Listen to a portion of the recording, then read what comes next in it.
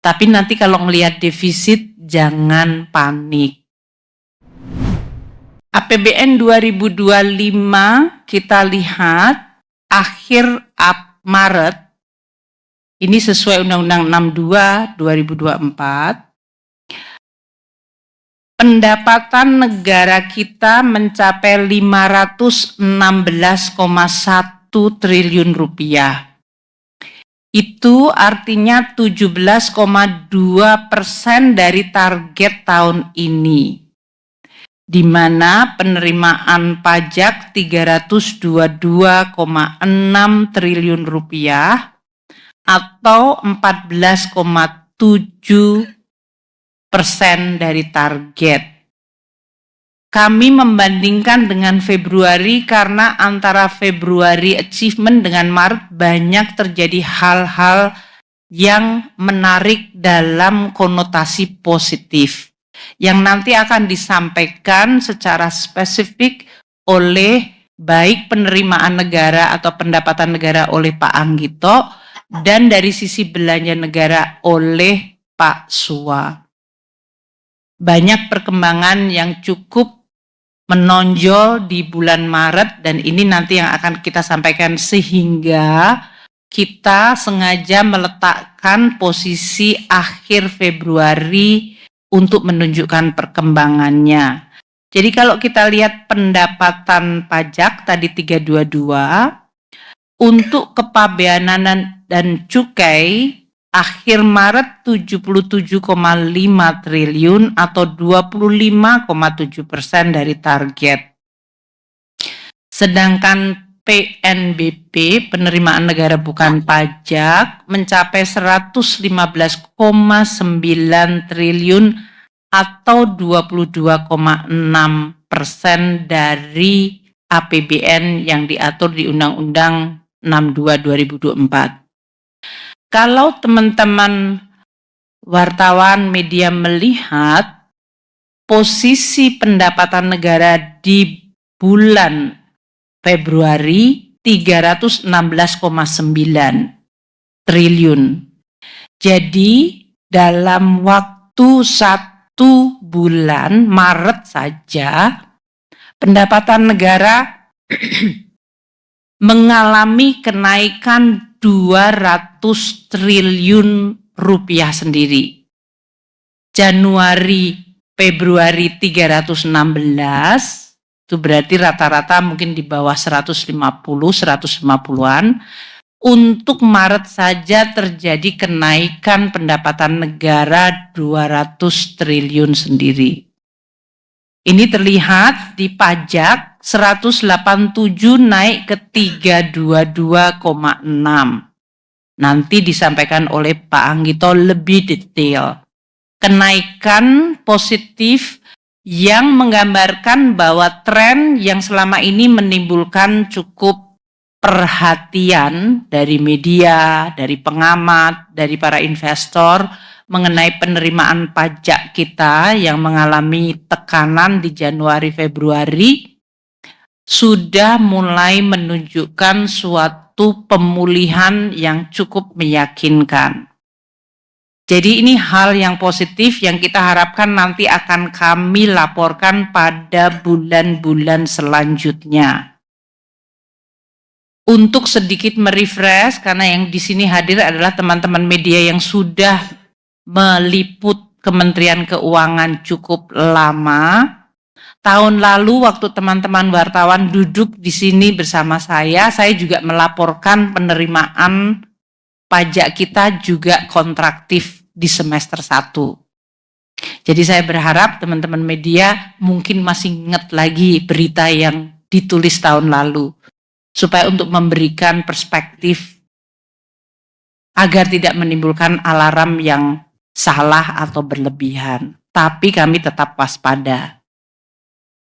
Untuk kepabeanan dan cukai, terlihat penerimaan cukup meningkat di 77,5 itu 25,7%. Jadi dalam satu kuartal sudah mengumpulkan 1/4 dari target APBN. Ini berarti cukup baik front loading revenue-nya.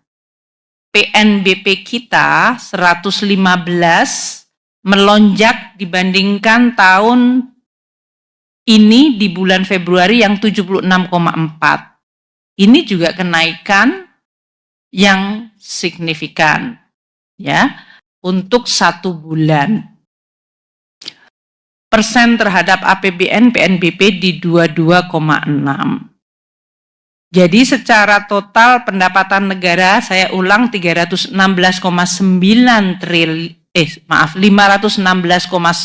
triliun itu adalah 17,2% dari target tahun ini. Kalau kita lihat belanja negara sampai dengan akhir Maret 620,3 triliun rupiah. Ini juga 17,1%. Jadi yang menarik di dalam tabel postur akhir Maret, baik pendapatan negara dan belanja negara, kedua-duanya terhadap persentase target pendapatan dan belanja adalah di 17%.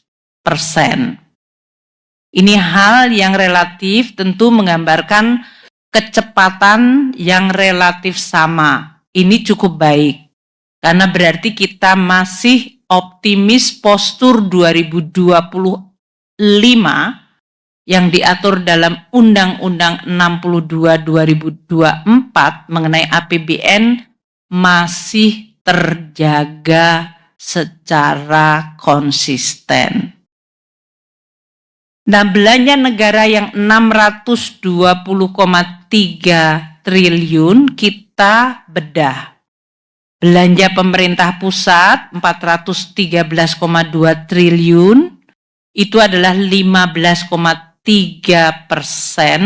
terhadap total belanja tahun ini, di mana terlihat belanja KL Kementerian Lembaga 196,1 triliun atau 16,9%.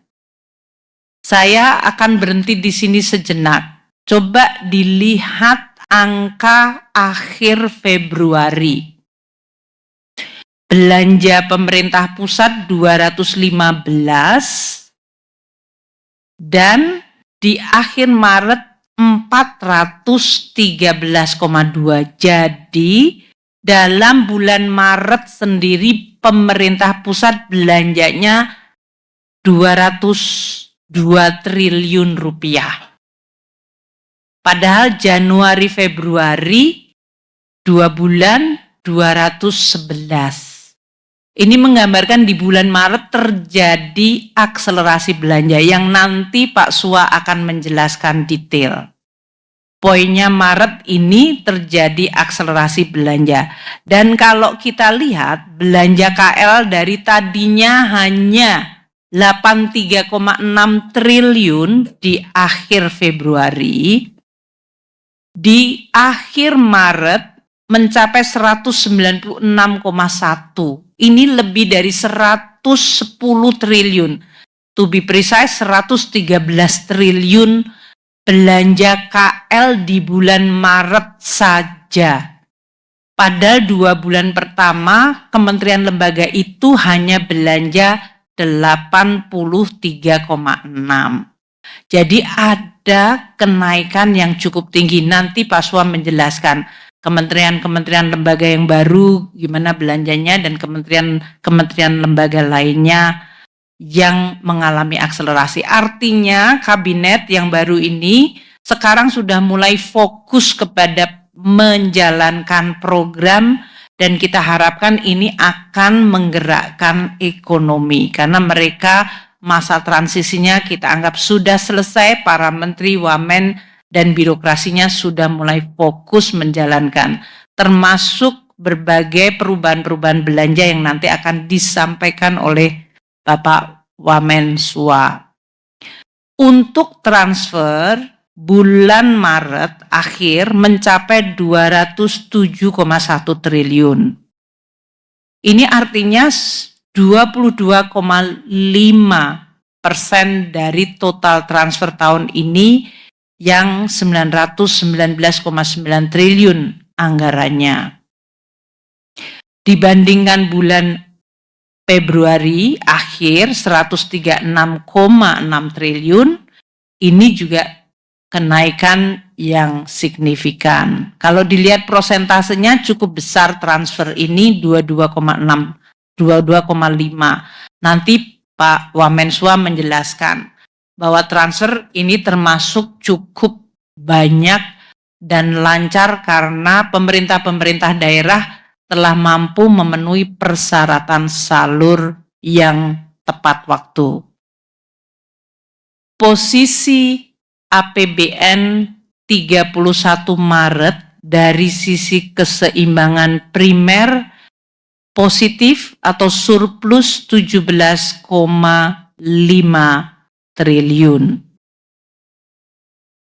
Posisi ini cukup baik dan kita akan tetap menjaganya sesuai dengan Undang-Undang APBN 2024 nomor 62. Untuk diingat teman-teman wartawan, karena saya lihat sering membuat judul hanya di kolom 3 tapi tidak membandingkan di kolom 1 APBN-nya.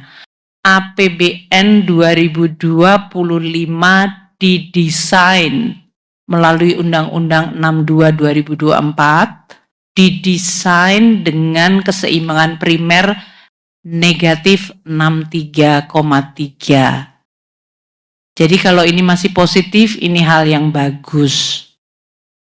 Tapi nanti kalau melihat defisit, jangan panik. Karena memang desainnya adalah defisit primary balance 63,3 dan defisit total postur 616. Banyak teman media membuat berita seolah-olah kalau defisit langsung kemudian alarm. APBN ini didesain dengan defisit 616 karena memang dirancang untuk melakukan counter cyclical, mendukung pemulihan ekonomi dan akselerasi program-program pembangunan nasional di bawah Presiden Prabowo, tapi tetap terukur. Secara postur, defisit akhir Maret 31 Maret adalah 104,2 triliun. Sekali lagi, saya ulang, APBN 2025 dirancang dengan defisit 616,2 triliun. Ini yang sudah disepakati dengan DPR dan menjadi undang-undang. Jadi defisit 104,2 triliun itu artinya 16,9% dari target defisit tahun ini. Kalau dilihat ini cukup menarik. Pendapatan negara di 17,2% dari target, belanja negara di 17,1% dari target, surplus atau defisit dari total postur 16,9% dari target. Jadi semuanya bergerak hampir sama. 104,2 triliun defisit ini artinya 0,43% dari PDB. APBN kita didesain dengan defisit 616,2 triliun rupiah, itu artinya 2,53% dari PDB. Saya ulang sekali lagi supaya teman-teman media kalau bikin beritanya, saya berdoa dan saya berharap moga-moga lengkap. Yaitu defisit 0,43%, 104,2 bukan hal yang menimbulkan kekhawatiran karena masih di dalam desain APBN awal. Nah, sampai dengan 31 Maret 2025 kita telah merealisasi pembiayaan 250 triliun. Ini kalau dibanding 220 terjadi kenaikan 30 triliun. Ada yang membuat berita 250 terhadap pembiayaan anggaran yang di dalam APBN ditulis 616,2 triliun rupiah. Artinya Pak Minto, mana ya Pak Minto? Ada di belakang, oh di sebelah kanan. Sudah merealisir 40,6. Ini juga biasanya menjadi sumber berita yang menarik karena sudah melakukan pembiayaan front loading 40,6. Memang kalau kita lihat tahun ke tahun kami melakukan cukup strategi front loading itu biasanya untuk mengantisipasi ketidakpastian. Tahun ini ketidakpastiannya even higher. Coba kita lihat ketidakpastian dari mulai kebijakan Presiden Trump yang menimbulkan kemudian jittery di market, menimbulkan ekspektasi inflasi di Amerika Serikat meningkat, menyebabkan Fed Fund Rate menjadi dalam posisi sulit di dalam keputusan untuk menurunkan suku bunga, sehingga suku bunga cenderung kemudian mengalami atau tertahan tinggi, dan hubungan Presiden Trump dengan Fed Fund Chair itu nggak terlalu baik yang terlihat di dalam media massa, dan ini menimbulkan tambahan resiko. Sehingga front loading kita anggap cukup baik. Itu yang saya ingin sampaikan mengenai postur APBN, yang saya harap bisa memberikan pemahaman mengenai situasi APBN dan juga kenapa kita melaksanakan APBN dengan secara hati-hati.